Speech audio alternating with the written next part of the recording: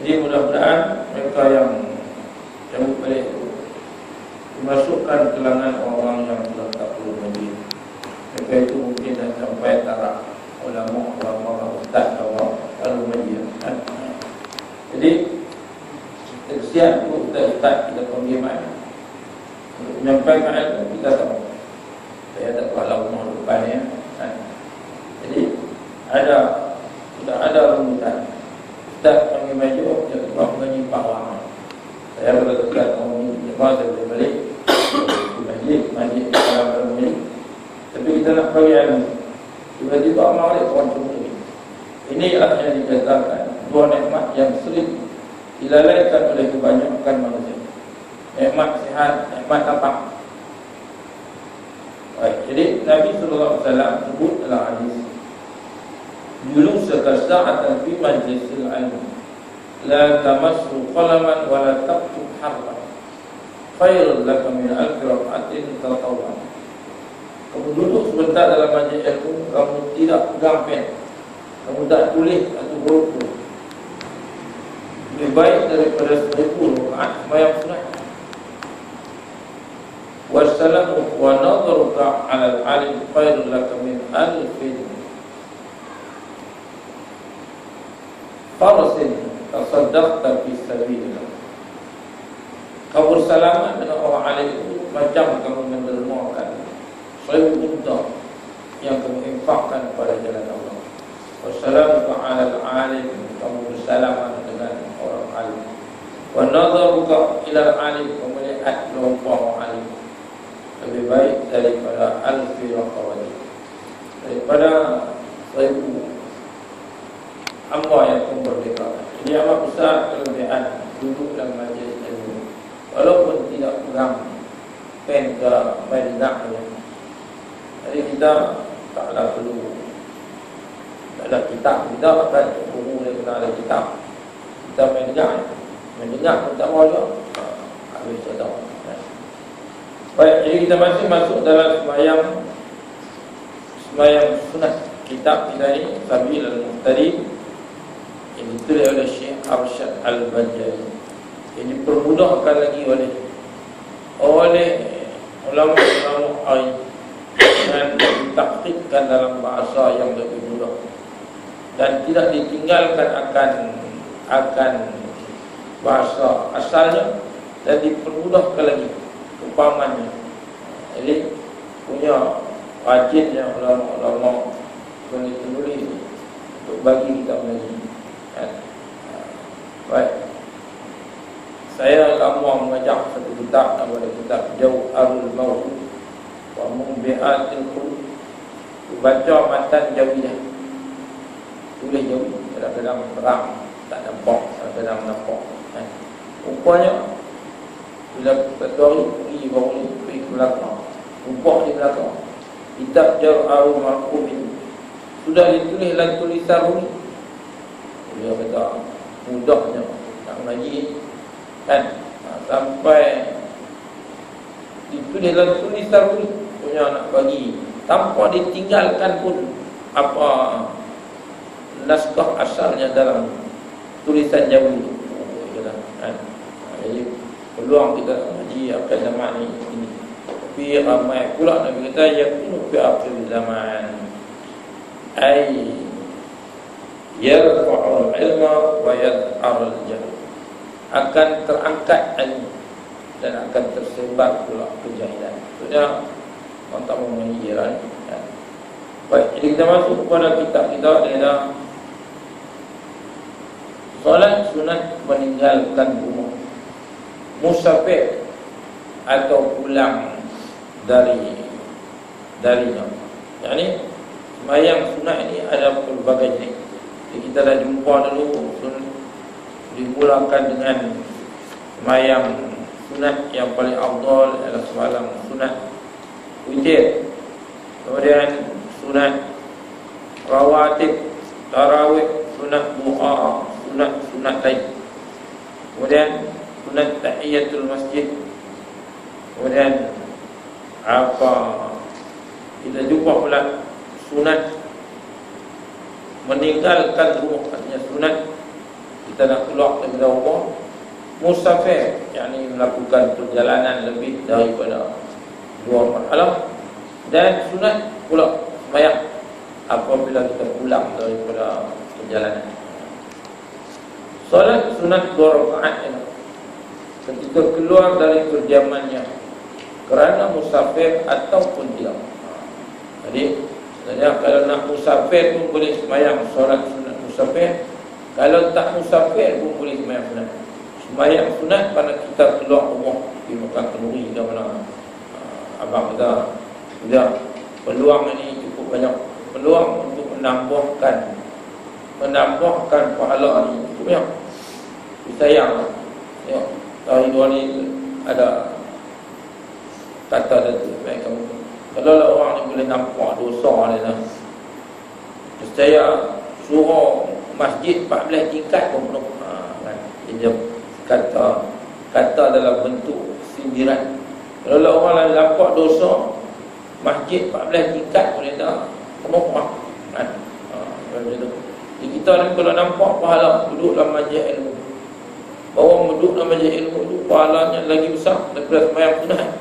Saya orang tak akan tinggalkan duduk dalam majlis ilmu. Orang akan duduk di antara maghrib dengan isya itu, waktu yang dipanggil waktu awabin itu. Waktu maghrib dengan isya dipanggil waktu awabin, dan dijelaskan oleh betul waktu kembali kepada Allah. Itu ni lah. Jadi antara maghrib dengan isya, ramai kita dah tak nampak kelebihan waktu awabin itu. Kita balik dulu main maghrib, tak main tu telah lah. Main pun cabut lari, balik buat apa, dan aku balik cari tempat terbang lah apa. Okay lah kan. Baik, jadi solat sunat 2 rakaat ketika keluar dari kediaman. Keluar daripada kediaman, bayang 2 rakaat. Kerana musafir ataupun bukan kerana musafir. Musafir ni artinya perjalanan kita yang jauh. Jadi tak musafir pun kita pergi mana, tapi kita keluar dari rumah, dah sunat dilakukan di dalam rumah. Kaifiatnya pada rakaat pertama selepas dibaca Fatihah dibacakan suratul Kafirun, dan rakaat kedua dibacakan suratul Ikhlas.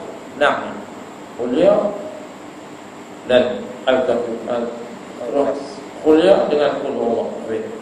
Jadi maka begitu juga sunat melakukan solat sunat 2 rakaat ketika pulang daripada musafir. Balik daripada musafir pun, jadi hari tadi keluar rumah tak musafir pun sunat sembahyang, ataupun keluar kerana musafir lagilah dituntut sembahyang solat sunat dan musafir. Sunat orang pergi umrah, orang pergi jalan jauh. Baik, maka begitu juga sunat melakukan solat sunat 2 rakaat ketika pulang daripada musafir. Ia sunat dikerjakan di dalam masjid lah. Kalau tadi sembahyang sunat keluar rumah ataupun sembahyang sunat musafir, sunat dilakukan di rumah kita. Kita nak meninggalkan kediaman kita. Tetapi sembahyang sunat kembali daripada musafir pula, sunat dia ialah sembahyang di masjid dekat dengan kediaman kita. Sembahyang di masjid dekat dengan kediaman. Ia sunat dikerjakan di dalam masjid sebelum masuk ke kediamannya. Dia sampai Padang Serai, jika Padang Serai itu sembahyang sunat kembali daripada musafir itu, baru balik rumah. Kita buat dari itu masjid dulu kan? Dari itu masjid dulu kan. Dan demikian lagi sunat sembahyang 2 rakaat. Kemudian daripada sampai bang pun sembahyang sunat 2 rakaat. Dan 2 rakaat dia kemudian daripada naik matahari segala. Mana ini ada orang panggil sembahyang sunat duha kan, dan ada setengah kata bila matahari naik itu sembahyang sunat isyraq. Jadi ada khilaf. Jadi nak pakai kata yang tu duha boleh, yang tu isyraq pun boleh. Tapi kalau nak banyak pahala lagi, sembahyang isyraq ketika matahari naik 7-5 minit ya. Sembahyang duha ketika matahari dah naik panjang sikit. Itulah ketika 8 kan. Jadi itu kita dah baca sembahyang sunat semua ni. Tidak menjadi khilaf ulama kan. Jadi tak apa. Sembahyang sekali pun boleh. Tapi ada kaifiat. Usolli sunat al-isyraq, usolli sunat al-duha. Kan? Makna dia nak banyak, lagi banyak, lagi baik. Kan? Sebab kita sembahyang sunat witir telah ngaji boleh sembahyang 3 rakaat sekaligus, boleh sembahyang 2-1. Tapi Imam Syafi'i kata aku lebih suka 2-1. Kenapa? Pasal lagi banyak kali sembahyang. Maksudnya 2 kali sembahyang dan banyak kali takbiratul ihram. Kan? Baik. Jadi sembahyang sunat kemudian 2 rakaat kemudian daripada naik matahari segala. Dan dua sembahyang 2 rakaat bagi mempelai laki-laki dan perempuan, tak kala akan berhimpun keduanya. Jadi sembahyang sunat selepas akad nikah. Jadi apa lepas akad nikah tu memang kata sembahyang sudah kira bantai sembahyang kan. Orang naik atas masjid kira sembahyang, kita nikah tu kira nak bantai sembahyang. Turun kadang-kadang tak dan abang kata besar bini dia, tapi patutnya benda macam tu tak buat atas masjid lah kan. Jadi tak ni bahasa ni abang biar abang tertangkap abang kurang takkan kita nak berikan pula main bertemu. Patutnya buat benda dalam masjid kan. Tapi jenis bayar kan. Baik. Jadi solat sunat selepas nikah adalah 2 rakaat bagi pengantin lelaki dan perempuan. Jadi dan tak kalah akan berhimpun keduanya. Jadi ketika sebelum mereka berjimah lakukan hubungan tu, sembahyang sunat 2 rakaat tu. Jadi banyaknya sembahyang sunat. Dan demikian lagi solat sunat 4 rakaat kemudian daripada gelincir matahari. Bila dah gelincir matahari tapi tak masuk, maka dipanggil sembahyang sunat zawal lah. Sembahyang sunat gelincir matahari lah. Maksudnya tak merah sembahyang sunat gelincir matahari. Dan terdahulu bahwasanya zawal itu telah diterangkan bahawa fadilat solat sunat zawal adalah selepas daripada solat sunat wudu dan sebelum solat sunat mutlak. Tapi dia nak sembahyang sunat gelincir matahari pun dah kita ambil ayat sembahyang sunat wudu dulu. Jadi banyaklah jenis sembahyang sunat yang kita dapat.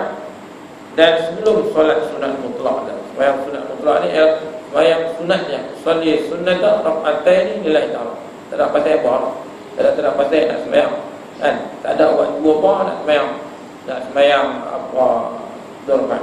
Maka nama dia solat sunat mutlak.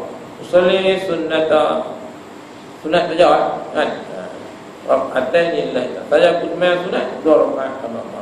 Jadi begitu banyaknya jalan-jalan untuk buat kebaikan kan. Jadi apa tak gaduhlah kita bila jalan banyak jalan kebaikan ni. Padahal kalau orang ni orang beriman, dia tak akan puasa nak mohon kedai kopi lah apa. Sebab kita lebih selesa berduduk di rumah baca sahabat, baca buku. Hari-hari boleh pegang buku walaupun tak pegang banyak kan.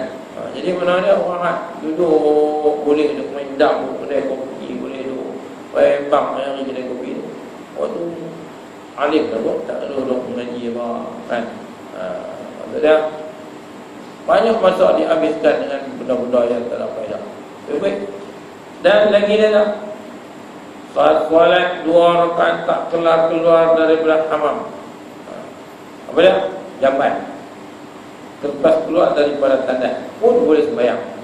Dan 2 rakaat tak kala masuk pada suatu bumi yang tiada seorang dua pun menyembah Allah Ta'ala dalamnya, seperti negeri kafir ya. Ketika masuki suatu negeri yang tiada seorang pun menyembah Allah, seperti masuki negara kafir. Kita masuk di negara-negara yang bukan Islam, negara yang pemerintahannya bukan Islam, maka kita sembahyang solat sunat 2 rakaat masuk negeri supaya Allah pelihara perjalanan kita ini. Macam hari ini kita tengok di mana ada 200 orang yang penduduk mana jemaah tadi dan orang tadi, kumpulan orang tu sembahyang kan.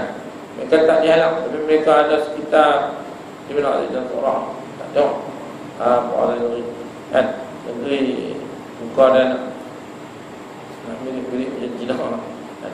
Jadi ada penduduk itu ada berapa ya, tapi mereka kuat agama betul sembahyang dan tidak dihalang kan.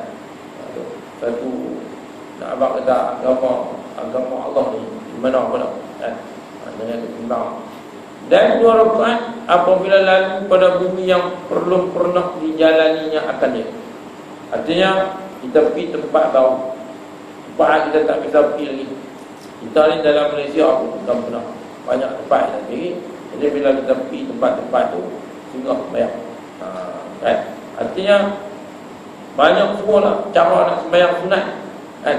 Jadi sunat kerana kita memasuki akan tempat-tempat baru. Dan 2 rakaat ada sembahyang yang pada yang pergi-pergian. Di bahasa Lamonnya sembahyang 2 rakaat pada yang pergi-pergian, yang jalan tak kala berhenti pada setiap perhentian. Jadi kita lah berhenti banyak tempat lah, sehingga sehingga ada sembahyang sembahyang pada sembahyang sunat kerana singgah kerana berhenti di situ perhentian.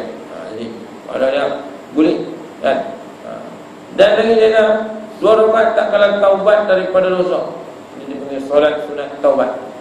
Dan jikalau dosa kecil sekalipun, ada hari-hari kita boleh sembahyang solat sunat taubat kan. Walaupun afdalnya di sepertiga malam lah, tapi maknanya dia bukan ada syarat kita kena sembahyang tengah malam, kecuali sembahyang tahajudnya kena tidur tu. Waktu dia hal lain tu sembahyang bila betul. Tapi afdal sembahyang ini ialah sembahyang ketika orang lain kan. Rajulun zakarallahu qaliyan fafadat ayna, sab'atun yuzillukumullah fi zilli yawma la zilla illa zillu. Ada 7 kumpulan yang akan mendapat naungan Allah di hari yang tidak ada naungan melainkan naungan Allah. Imamun adil, letak tu dulu. Pemimpin kalau dia adil, dia tak menipu rakyatnya, maka dia tidak menzalimi rakyatnya, pemimpin ni senang untuk jual. Imam adil. Tapi ada adil yang lain, ma min ra'i yali ra'iyatahu minal muslimin. Seorang pemimpin yang memerintah akan rakyatnya daripada orang Islam ni, wa ghashul lahu mata wa ghashul lahu, mati dia dalam keadaan dia menipu akan rakyat. Orangnya senang masuk syurga juga. Dia kata imamun adil, pemimpin yang adil. Tapi Nabi juga bagi ingatan, orang kalau memimpin rakyat jadi ketua, tiba-tiba dia menipu rakyatnya, tidak adil, zalim dan sebagainya.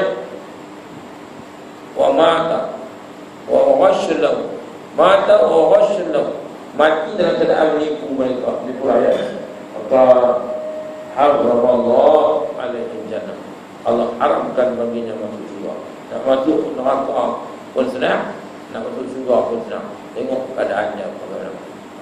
Kemudian Nabi kata yang kedua, 7 golongan itu, wasyabun nasya'a fi ibadati rabbi, orang muda yang dibesarkan dalam membesar dalam beribadat kepada Allah Subhanahu wa taala. Apa imamun adil wa syabun nasya'a fi ibadati rabbi, anak muda yang dia nasya'a, yang membesar daripada kecil, duduk dalam dibesarkan pak dia bawa main masjid orang daripada kecil kan. Nasya'a fi ibadati rabbi. Dan yang ketiga Nabi kata wa rajulun zakka wa rajulun mu'allaqun fil masajid, qalbuhu mu'allaqun fil masajid, orang yang hatinya terikat dengan masjid. berikat dengan surau. Dia tak boleh nak duduk di rumah ketika waktu-waktu macam ni kan. Tengok hari ni mulai daripada 1 April semua masjid di Negeri Kedah ni sudah diberikan buku kebaya lebat 3 tahun sejak sampai 2015 buku kedatangan pegawai masjid untuk imam, untuk bilik, untuk siap nak tulis bila main masjid kan. Jadi saya pergi ambil tu padang serai tak apa lah. Jadi tak ada ni. Ada masjid yang untuk imam pun tak main, untuk bilik pun tak main, untuk siap pun tak main. Jadi para kira kita ni kira dia tak ada apa lah, bukan datang ni kita untuk bilik, untuk siap dia biasa ada, untuk imam yang tetap tak ada selesa ni malam ni tak main lah, tak ada tetap lah. Jadi apa macam tu. Ini abang dah sekian zaman imam bilik siap kena tulis kedatangan hari-hari setiap waktu kena sahih. Jadi 2 bulan sekali kena datang. Jadi nak apa lah, nak tengok masjid mana sampai teruk dengan sampai tak ada, sampai tak ada tu imam pun tak pergi. Rupanya ada semua kan. Kalau tidak dia tak buat betul lah. Jadi laporan kita ni tak masuk dalam dia kata saya tak masuk lah, ada. Jadi nak abang ada tu dia kan. Sebab itu kan Nabi kata golongan yang ketiga ini adalah rajulun qalbu mu'allaqun fil masajid. Orang yang hatinya terikat dengan masjid. Dia tak boleh nak duduk di rumah, duduk buat-buat di rumah kan. Masjid dengan lain, masjid tu orang kipas lemak-lemak main pun lapang, duduk di rumah hangat semua main kan. Dan sudah semestinya Nabi kata kamu datang ke tempat ibadat ni, kamu garanti dapat 3 benda. Kamu dapat apa dia? Yang pertama, kamu dapat sahabat-sahabat yang baik-baik kan. Mesti dapat orang baik-baik yang kawan yang main masjid tu orang ni. Mesti kawan-kawan hak baik ya. Hak tak baik tak main sembahyang maksudnya main sembahyang ni orang baik ya kan. Jadi apa, mestilah kita dapat kawan-kawan yang baik. Dan wajiblah kita main mengaji ni kita dapat hikmatun, kalimatun hikmatun. Kalau tidak pun kita dapatlah kata-kata hikmah, artinya dapatlah bekalan apa nasihat sedikit banyak kan. Tu. Dan sudah semestinya kamu main ke masjid ini dah kamu dapat melakukan sembahyang, dapat kebaikan yang ialah gandaan pada sembahyang kamu itu. Kalau sembahyang di rumah baik macam mana pun dapat satu kan.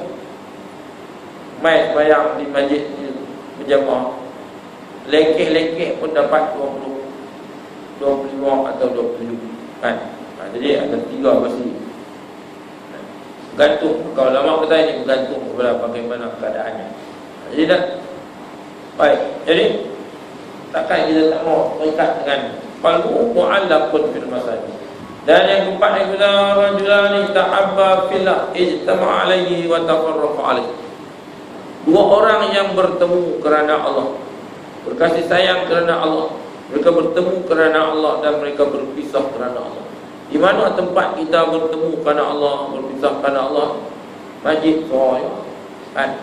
Tak dapat tidak. Ni adalah tempat kita bertemu kerana Allah. Semua main bukan niat nak cari sekitar. Semua main niat nak ikhlas kerana Allah. Kita bertemu kerana Allah, kita berpisah kerana Allah. Pagi itu kita jumpa lagi kan. Baiklah. Kemudian Nabi kata rajulun tasaddaqa bi sadaqatin fa akhfa hatta la ta'lamu shimaluhu ma tunfiqu yamin. Orang yang menafkahkan hartanya pada jalan Allah, dia mendermakan dengan tangan kanannya hingga la ta'lamu shimaluhu ma tunfiqu yamin. Hingga tangan kirinya tidak mengetahui apa yang didermakan oleh tangan kanannya. Fa akhfa, yakni orang yang menderma dan dia tidak menghebah-hebahkan. Dia tidak ada cerita apa aku derma ni, aku derma ni. Jadi orang tanya boleh tak kita buat derma ni beritahu apa? Boleh. Tujuan dia untuk apa? Tujuan untuk menggalak orang lain bagi derma. Tak apa kan? Tapi dia kata yang baiknya ialah tasaddaqa bi sadaqatin fa akhfa hatta la ta'lamu shimaluhu ma tunfiqu yamin.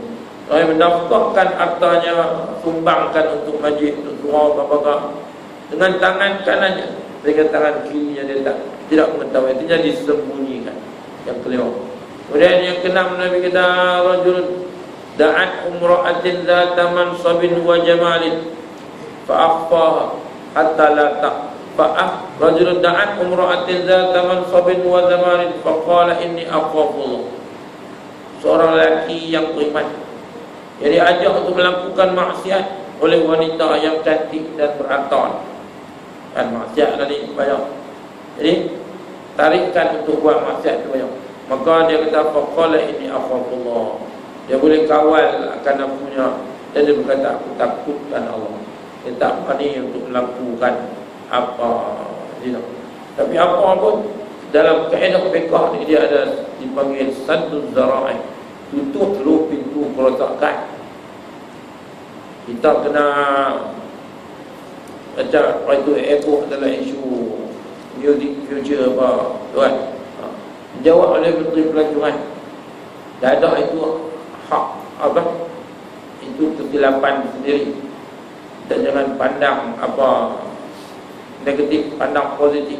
Berapa banyak pendapatan didapat di jana daripada pelacur. Leh kali kan. Ada takbur angkuh tu. Leh kali berapa banyak kita nak habis dah. Orang pergi cari usaha. Jangan sombong. Allah dah kata dah wa ta'awanu 'alal birri wat taqwa. Jangan tu bertolong-tolongan ada dalam kebaikan dan takwa. Wala ta'awanu 'alal ismi wal 'udwan. Yang bertolong-tolongan di atas jalan permusuhan dan jalan dosa dan permusuhan. Kan matlamat dia tak menghalalkan cara.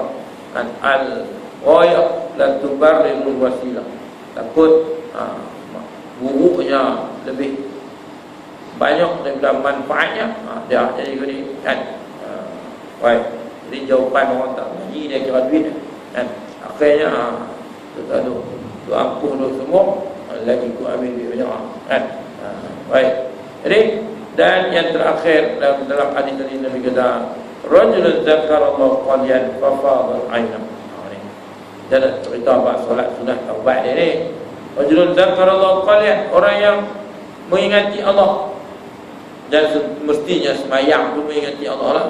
Rajulun zakarallahu qaliyan, dalam keadaan dia berkhalwat, artinya duduk bersunyi-sunyi. Fa fadat ainah, maka menitis air matanya. Ana memikirkan akan dosa. Kita kalau nak fikir tentang dia ada dua. Satu dipanggil ar-raja, satu dipanggil al-qalb, takut. Satu dipanggil pengharapan, satu dipanggil al-qalb, al-hazan, duka cita. Kita mengharap ni, kita duk nampak Tuhan nak apa bagi kita. Maya dapat banyak ni kan, mai duk dalam ilmu dapat begini. Nak langkah dalam ilmu Allah ampunkan dosa. Itu dipanggil ar-raja, pengharapan. Sebab itu kata Imam Ibnu Athar, idza aradta ayat ta'ala ka babar raja fashhad ma minhu ilaih. Kalau kamu ingin dibukakan pintu pengharapan, seronok untuk pengharapan bahawa buat mai duk ilmu dapat pahala begini, mai semayang sunat begini, mai duk dalam ilmu duduk tapi benar tak tulis apa pun dapat pahala kan. Apa duduk dengan terikat hati dengan masjid yang semua pun punya diberikan masuk dalam golongan penduduk yang dinaungi Allah. Sudah, itu dipanggil pintu harapan. Maka fashhad ma minhu ilaih.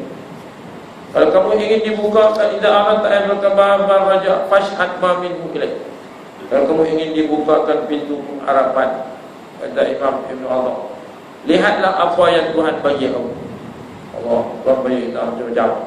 Wa idza aradta ayyafta babal azmi. Tapi dia kata kalau kamu ingin dibukakan pintu duka cita, layaklah kita ni mayang tak tahu mana pun, ngaji pun tak tahu mana pun, nak lari balik ya kan. Terlayaklah kita ni nak dapat nak duduk dalam kategori orang yang cinta ilmu. Nak duduk saat maghrib isyak pun tak ada. Baik pokok ya kan. Bukan tengok paling kejam ustaz ni bila nak pergi. Apa? Jadi kalau duka cita, kalau kita ingin dibukakan pintu duka cita, lihatlah apa yang kita fashhad wa minka ilaih. Lihatlah apa yang kamu pula bagi kat Tuhan. Kan? Lihat pula apa yang kita dah bagi kat Tuhan. Bayang kita sehari setiap malam kita bangun malam, sehari berapa banyak Quran kita baca, berapa sembahyang sunat kita buat sehari, banyak taubat dan hari-hari. Kan? Maka kalau waktu kalau kita ingin dibuka pintu keduka cita, bimbang kebimbangan kita ni layak dalam surga, lihatlah apa yang kita buat kat Tuhan. Itu sebaliknya. Kan? Jadi kita maka sebab itu dia tak ada pula 2 rakaat tak kalah taubat daripada dosa. Dan jika daripada dosa kecil sekalipun dosa itu kecil, artinya yang sudah taubat. Solat sunat dan taubati rakaatain lillahi ta'ala. Jadi itu solat sembahyang sunat. Jadi kita akan masuk satu tajuk pada malam ni, solat sunat istiqarah. Sembahyang sunat untuk buat pilihan. Solat sunat al-istiqarati, sembahyang sunat kan sebelum kita tidur. Yang ni dia sembahyang sebelum tidur. Eloknya daripada sembahyang tu tidur, kemudian semoga Allah bagi kita petunjuk hidayah. Maka yang ni dipanggil sembahyang istiqarah. Sesuai ke tak calon ni Allah pilih kat kita, sesuai tak perempuan ni jadi isteri kita, sesuai tak kita terima pekerjaan ni, sesuai tak kita nak buat kerja ni, kan? Maka itu dipanggil istiqarah, pilihan. Dan demikian lagi sunat sembahyang salat sunat istiqarah 2 rakaat. Inilah lafaz niatnya. Usolli sunnatal istiqarati rak'atain lillahi ta'ala. Tadi sembahyang solat sunat istiqarah. Hadis sembahyang solat istiqarah ni sangat digalakkan untuk orang yang nak buat pemilihan. Namun ada qiyam, perkataan qiyam, ada doa khusus dia. Allahumma inni astaghfiruka bi'ilmika. Aku minta pilihan engkau dengan keluasan ilmu kau. In kana ada khairan li, kalaulah benda yang aku nak buat ini baik padaku, maka bukakanlah, faftah li. Wa in kana pilihan kau kalau kita pilih ini syarrul li, baik tak baik bagiku, fasrif anni, kau hindarkanlah aku daripadanya. Jadi ini benda-benda kan, banyaklah benda kita ni nak buat benda nak tuai kada kan. Maka inilah apa niat dia dah. Usolli sunnatal istiqarati rak'atain lillahi ta'ala. Saja sembahyang sunat istiqarah 2 rakaat pada Allah Ta'ala. Maka pada rakaat pertama itu suratul kafirun. Isna' yang sunat ni surah al-kafirun, dan pada rakaat yang kedua suratul ikhlas. Habis senang subuh. Jangan sembahyang sunat ni bukan ada apa janji sembahyang. Arti istiqarah itu ialah menuntut pilih kebajikan kepada Allah Ta'ala pada sesuatu yang dikehendaki memperbuat dia. Jadi kita minta pilihan kepada Allah benda yang kita nak buat. Jadi kita minta pilih sama ada Allah, sama ada kita nak teruskan pekerjaan itu ataupun kita nak tangguhkan dulu misalnya. Contoh dari maka jika ada sesuatu yang dikenaki dia seperti memperbuat dia akan taat, seperti haji dia, seperti pergi haji, maka hendaklah ia istiqarah pada menentukan waktunya, tidak pada berdiri haji. Bukannya pada melakukan haji atau tidak. Haji itu wajib, tapi sesuai ke tak kita pergi tahun ni. Tanya, kita pergi tahun ni bini kan tinggal bini apa tinggal. Jadi ada bila dia dapat kena pergi tak pergi pakai tak dapat kan. Jadi kata dia ni kalau waktu senang tapi sesuai ke tak pergi yang tahun ni. Bukan pada mendirikan haji saja. Haji itu kena buat. Cumanya kita nak sesuai ke tak pergi tahun ni dah. Maka dan hasillah sembahyang istiqarah itu dengan barang sembahyang yang lainnya. Maka solat istiqarah terhasil dengan apa juga jenis solat yang selainnya. Di mana hukum solat sunat tahiyatul masjid juga ada. Jadi solat istiqarah terhasil dengan apa juga jenis solat. Ada pendapat kata istiqoroh ni kita boleh bila-bila pun. Ada orang kata lah semayang sunat mana pun kita boleh buat istiqoroh. Lepas tadi kita minta lah sujud dah apa lah. Tapi kalau kita ni maka istiqoroh tu waktu semayang istiqoroh saja. Tapi dia ada apa, dia boleh di-combine dengan semayang lain. Macamlah solat sunat tahiyatul masjid. Kita main orang dah habis semayang, orang tengah duduk bang dah, maka kita nak main masuk tu, lepas bang pertama tu takkan nak semayang tahiyat masjid ni. Kita sudah semayang usolli sunnatal jum'atiyah, semayang sunat Jumaat lah, maka automatik dapat sunat tahiyat masjid dia lah. Kan? Macam tu lah. Jadi semayang istiqoroh ni pun mana dia kalau kita nak combine dengan hal lain pun boleh kan? Apa artinya kita semayang hal lain, semayang malam hal lain, tapi dalam semayang tu pula kita panjangkan sujud kata kita. Jadi makna dia boleh tu punya. Tapi